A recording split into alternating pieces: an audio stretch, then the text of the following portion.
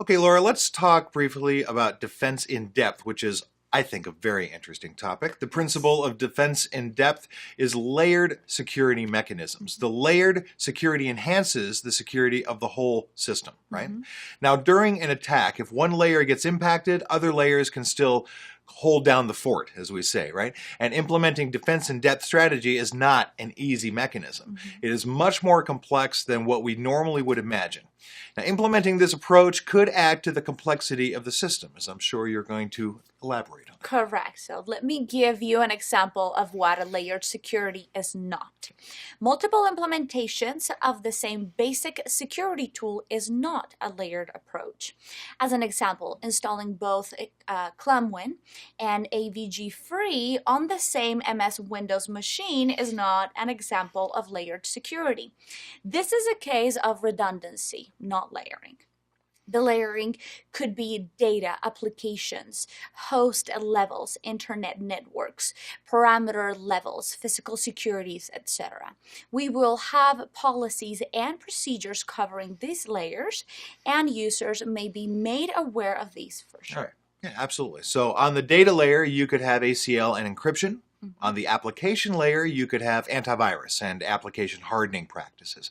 At the host level, you can have OS hardening, your patch implementation, authentication, HIDs, etc., all those things. And at the internal network level, you can have network segments, IPsec, NIDs, etc.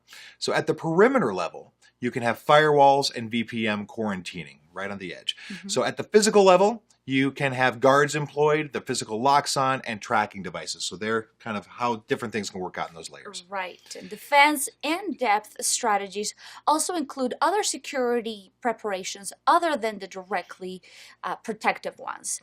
They also address such concerns as monitoring, alerting, and emergency response, authorized personnel activity accounting, disaster recovery, criminal activity reporting, and forensic analysis. Right. Now, having said all that, it is strongly recommended that you go for this approach. However, Correct. before doing this, make sure you have an assessment of your environment and decide on the defense strategy. Mhm.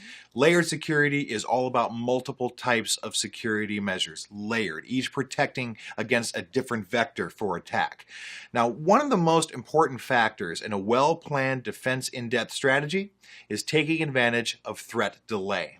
Now, by ensuring rapid notification and response when attacks and disasters are underway and delaying their effects, damage avoidance or mitigation that cannot be managed by purely technological measures can be enacted before the full effects of a threat are realized. Super important. That's correct. This is a brief description of defense in depth. When we implement a multiple layered security, it increases an attacker's identification much more easily. It also reduces an attacker's chance of success.